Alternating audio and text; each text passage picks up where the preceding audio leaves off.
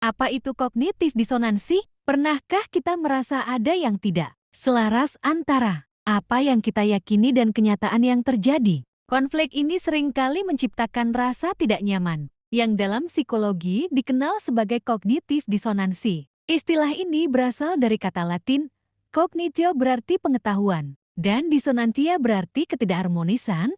Tafris dan Elliot Aronson, dalam bukunya Mistakes Were Made But Not By Me, mendefinisikan kognitif disonansi sebagai perasaan tidak nyaman yang timbul ketika ada ketidaksesuaian antara apa yang kita percayai atau lakukan dan apa yang kita tahu atau alami. Untuk mengatasi ini, pikiran kita biasanya mencari cara untuk menyelaraskan konflik tersebut, seperti menciptakan pembenaran baru atau mencari alasan yang mendukung keyakinan kita, bahkan jika itu bertentangan dengan fakta.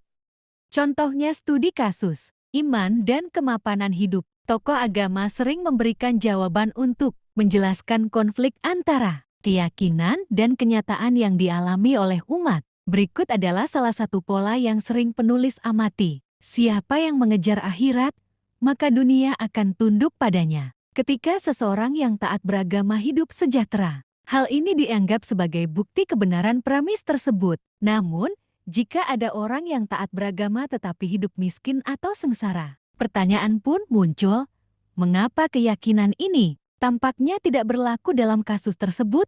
Kemudian muncul premis berikutnya untuk melindungi iman. Tokoh agama kemudian menjelaskan bahwa kesengsaraan adalah cobaan dari Tuhan untuk menguji keimanan dan akan diganjar di akhirat. Dengan jawaban ini, konflik antara kenyataan dan keyakinan bisa sementara teratasi. Umat tetap merasa nyaman dengan keimanannya, karena penderitaan di dunia dianggap memiliki makna yang lebih besar. Namun, ketika ada kritik atau ketidakpuasan terhadap jawaban ini, muncul premis berikutnya. Sesungguhnya Tuhan bekerja dengan cara yang tidak bisa dipahami manusia. Tidak semuanya harus dijelaskan. Premis ini sering digunakan sebagai tameng terakhir untuk menjaga keyakinan tetap utuh, dengan menyatakan bahwa Tuhan memiliki kebijaksanaan yang melampaui pemahaman manusia. Semua pertentangan dengan kenyataan dianggap selesai. Tetapi jika kritik tetap berlanjut, muncul respons lain yang lebih personal. Seringkali muncul penghakiman atau stigma terhadap pengkritik,